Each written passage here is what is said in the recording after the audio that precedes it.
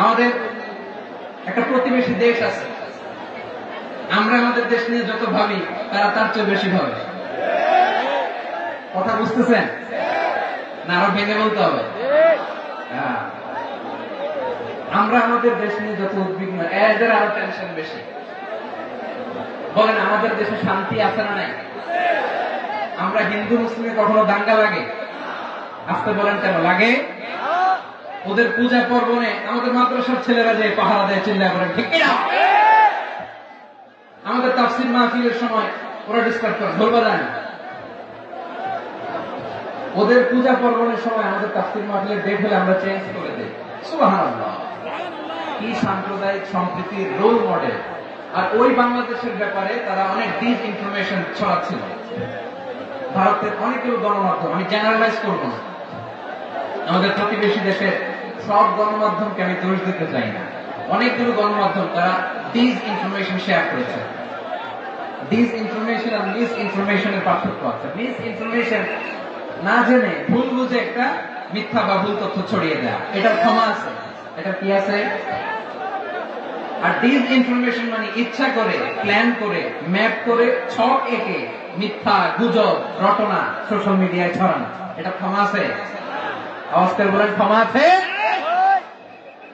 ভারতের কিছু গণমাধ্যম তাই করেছে, আমরা ব্যথিত হয়েছি, আমাদের হৃদয়ে রক্তক্ষরণ হয়েছে। আমাদের প্রতিবেশী দেশকে বলতে চাই, আমাদের দেশ নিয়ে আপনাদের ভাবার দরকার নাই, নিজের চরকায় তেল দেন, নিজের দেশ নিয়ে ভাবেন।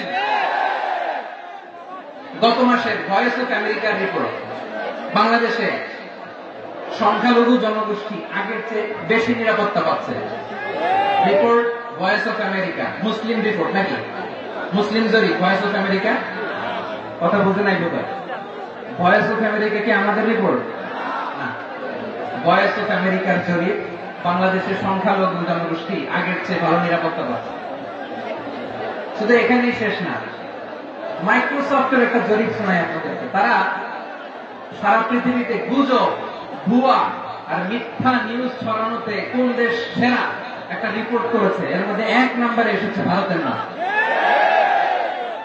মাইক্রোসফট তো মুসলমানরা চালায় না? কথা বোঝে নাই বোধ হয়। প্রতিবেশী দেশকে বলবো, আপনারা নিজের চরকায় তেল দেন, আপনারাও শান্তিতে থাকেন, আমাদেরকেও শান্তিতে থাকতে দেন। সব চেঞ্জ করা যায়, প্রতিবেশী চেঞ্জ করা যায় না। আমাদের ল্যান্ড তাদের ল্যান্ড, পাশাপাশি। আমরা চাই তারাও সুখে থাক, আমরাও সুখে থাকি, ঠিক কিনা? কিন্তু প্রতিবেশী হলে বন্ধুত্বপূর্ণ আচরণ করতে হয়। প্রতিবেশী যদি বন্ধু না হয়ে প্রভু হতে চায়, এরকম দানব প্রতিবেশী কেউ চায় না। ভারত যদি বন্ধুত্ব উপহার দেয়, আমরা বন্ধুত্ব দিব। কি বলেন? বন্ধুত্ব কারোর সাথে বৈরিতা নয়। আলহামদুলিল্লাহ বলেন, কত চমৎকার পলিসি আমাদের। আমরা নির্বিবাদী, আমরা বাংলাদেশ রুখে দেওয়ার জন্য ঐক্যবদ্ধ প্রচেষ্টার কোন বিকল্প নেই।